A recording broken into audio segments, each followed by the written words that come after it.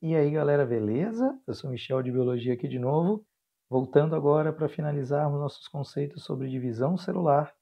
Vamos lembrar rapidamente as principais diferenças entre a divisão mitótica e a divisão meiótica. Enquanto a mitose, divisão equacional, ocorre principalmente nas células do corpo somáticas, uma célula-mãe forma duas células-filhas idênticas. A quantidade de DNA dobra na fase S e é repartida na mitose de modo que as células-filhas têm a mesma quantidade de DNA que a célula-mãe, graças à separação das cromátides irmãs na anáfase da mitose. Meiose, divisão reducional, que reduz o número cromossômico, vai acontecer em células germinativas sexuais, como formação de gametas, formação de esporos. Uma célula-mãe divide em duas e essas duas dividem novamente, formando quatro. A célula-mãe tem que ser diploide, ter pares de cromossomos, e as células-filhas serão haploides, terão cromossomos únicos. A quantidade de DNA dobra na fase S que antecede, aí você reparte uma vez na primeira divisão, de novo na segunda divisão. Então, as células-filhas têm metade do material genético das células-mãe, da célula-mãe. Como? Lembrando agora que na primeira divisão, você separa os pares de cromossomos homólogos. Então, a primeira divisão da meiose já reduz de 2N para N, por isso que é chamada divisão reducional a primeira. A segunda divisão é semelhante à mitose. Ela vai dividir o cromossomo ao meio, separando as cromátides irmãs. Vai uma cromátide para cada célula. Por isso que as células formadas serão haploides. Devemos lembrar que tem um fenômeno exclusivo na meiose, acontecendo na prófase, um fenômeno aleatório, que é a troca de segmentos entre cromossomos homólogos, que aumenta a variabilidade genética ao produzir diferentes gametas. Esse fenômeno é o crossing over ou permutação ou recombinação. Perfeito. Agora que temos a noção das diferenças básicas entre mitose e meiose, que já vimos isso na última aula, agora vamos comentar as formações de gametas, a chamada gametogênese, origem dos gametas em animais. Falando bastante agora do ser humano como modelo, nós vamos falar do processo de formação de gametas masculinos, a espermatogênese, e o processo de formação de gametas femininos, que é a ovulogênese ou ovogênese. Beleza? Existem diferenças entre os dois processos. A espermatogênese vai acontecer nos testículos, gônadas masculinas. A ovulogênese ou ovogênese nos ovários, gônadas femininas, mas em momentos diferentes. A espermatogênese acontece na puberdade, graças ao estímulo dos hormônios hipofisários. Então, o testículo só começa a trabalhar na puberdade, dos 12 anos para frente. A ovulogênese começa no desenvolvimento embrionário ainda. Antes da mulher nascer, ela já está começando a produção de gametas, só que essa produção é interrompida no processo de desenvolvimento embrionário e será retomada a cada ciclo menstrual a partir da puberdade, onde nós teremos a eliminação de um suposto gameta feminino. Peraí, como esse processo ocorre? No homem, o que nós temos? Um espermatócito primário ou de primeira ordem, que é ainda diploide, que veio de células germinativas primordiais, espermatogônias,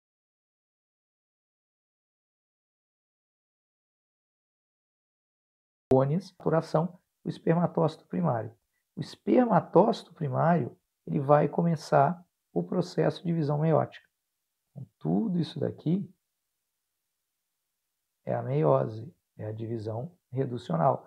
Nós teremos a primeira divisão e a segunda divisão.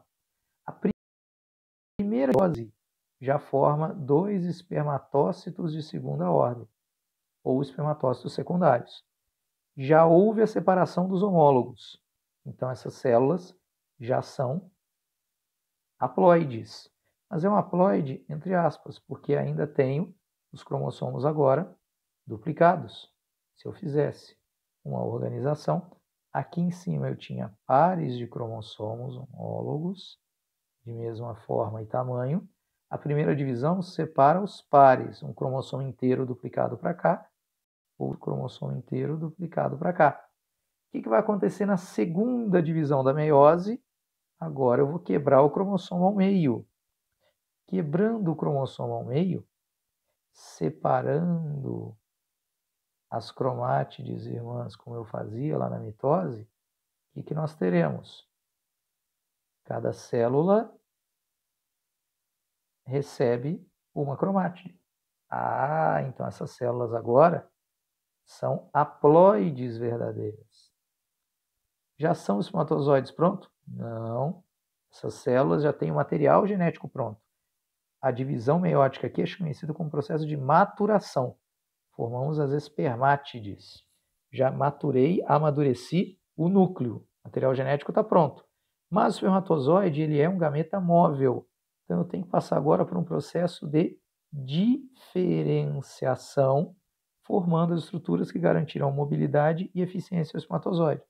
Eu vou formar a cauda, que é o flagelo, a peça intermediária com mitocôndrias para garantir energia, o batimento flagelar, o acrossomo, que é uma bolsa aqui na região anterior, formada a partir da fusão dos dictiossomos, das bolsas do complexo golgiense, armazenando enzimas que permitirão ao espermatozoide realizar a fecundação, penetrar agora no óvulo no momento correto.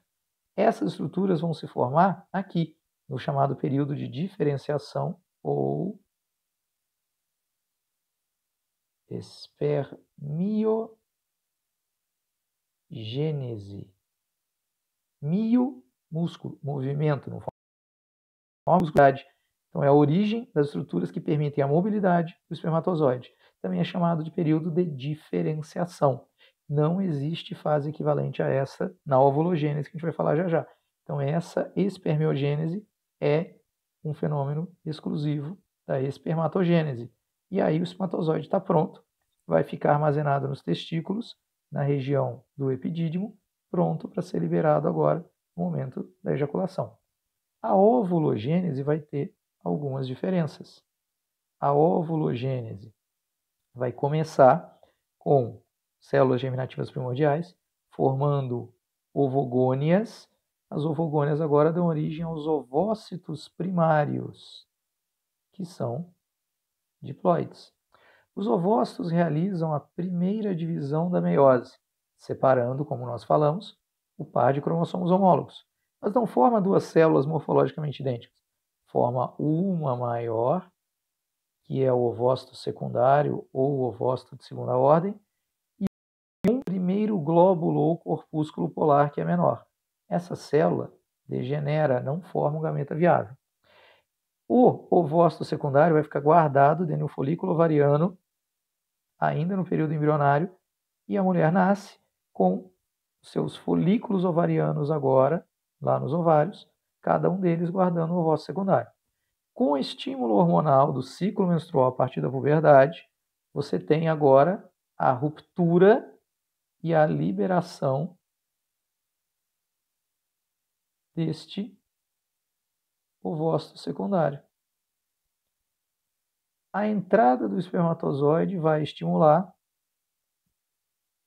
a segunda divisão meiótica. Quando acontecer isso, de você formar agora a segunda divisão da meiose, nós teremos o ovócito realizando a segunda divisão, formando o óvulo propriamente dito, e liberando o segundo corpúsculo polar, que é eliminado. Quem estimula isso? O espermatozoide. O espermatozoide vai fecundar o ovócito secundário e estimular a ocorrência da segunda divisão. E aí, nós teremos o óvulo propriamente dito por instantes, pois já vai acontecer a fusão dos pronúcleos masculino e feminino, que é a cariogamia. E aí nós formaremos o zigoto propriamente dito. Então, o óvulo, na verdade, existe por instantes após a entrada no espermatozoide no ovócito secundário. Ora, observando separadamente e reenfatizando, a espermatogônia diploide, no caso da espécie humana, 46 cromossomos, 44 autossomos e os 2 sexuais, XY, vai sofrer um processo agora de multiplicação, várias mitoses acontecem e forma o espermatócito de primeira ordem e o espermatócito primário, que ainda é diploide. 46 cromossomos na espécie humana. Realiza-se a primeira divisão da meiose, a meiose 1, formam-se espermatócitos secundários que já são haploides. As haploides, mas com cromossomos duplicados. Então, agora eu já tenho células com 23 cromossomos, aqui 22 Y, aqui 22 e X. Então, aqui na primeira divisão, você já tem a determinação agora do possível sexo que esse gameta poderá determinar. Quem leva o Y vai originar indivíduos do sexo masculino. Quem leva o X vai originar indivíduos do sexo feminino. Faz-se a segunda divisão, formam-se, agora separando-se as cromátides irmãs, formamos espermátides, haploides, com 23 cromossomos, ou 22 de X ou 22 de Y. E aí eu tenho a espermiogênese para formar estruturas de mobilidade e de eficiência, flagelo, peça intermediária com mitocôndrias, acrossomo com enzimas líticas, e aí eu tenho o espermatozoide propriamente dito, pleno, ativo. Isso acontece progressivamente. A espermatogênese começa na puberdade e vai até o final da vida do indivíduo. Há uma diminuição ao longo da vida, mas ele teoricamente continua produzindo espermatozoides até o fim da vida. A mulher tem a ovogônia diploide. No desenvolvimento embrionário ocorrem mitoses e você tem várias células agora com 46 cromossomos, 44 autossomos e 2 cromossomos X. Esses agora, chamados de ovócitos primários, ovócitos de primeira ordem, realizam a meiose 1, formando um ovócito secundário, que vai ficar dentro do folículo ovariano, e um corpúsculo polar, o primeiro, que é eliminado. Aí nós temos a ovulação. A ovulação libera o ovócito secundário. O espermatozoide entra no ovócito secundário e estimula a segunda divisão meiótica. Forma o segundo corpúsculo ou glóbulo polar que degenera e nós teremos o óvulo propriamente dito, que já tem o espermatozoide no seu interior, vai fazer a fusão dos núcleos, a cariogamia, e vai formar o zigoto. Com 23 cromossomos paternos e 23 cromossomos maternos na espécie humana, nós teremos 46 cromossomos na primeira célula do novo ser, que é o zigoto. Então nós vimos as principais diferenças entre a gametogênese masculina, espermatogênese, e a gametogênese feminina, que é a ovulogênese. E aí chamamos a atenção. Questão típica de vestibulares. Se eu tiver agora uma quantidade de espermatócitos de primeira ordem, se eu tiver 100 espermatócitos de primeira ordem, ou primários, nós teremos 200 espermatócitos secundários, 400 espermátides e 400 espermatozoides. Perfeito. Então, a gente sabe que é de um espermatócito primário, nós formamos 4 espermatozoides, 1 para 4. Beleza? Agora, quando eu considero ovócito primário, se eu tiver 100 ovócitos primários, eu terei 100 ovócitos secundários e 100 corpúsculos polares, primeiros corpúsculos polares, que são eliminados.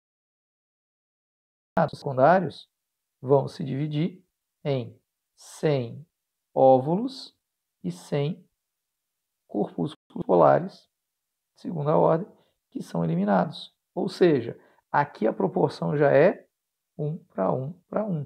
Se eu tenho 100 ovócitos primários, eu terei 100 óvulos ao final do processo. Perfeito? Tudo bem? Então tá bom, galerinha. Espero que tenha sido útil para vocês. Obrigado pela atenção. Valeu. A gente se vê por aí. Até mais.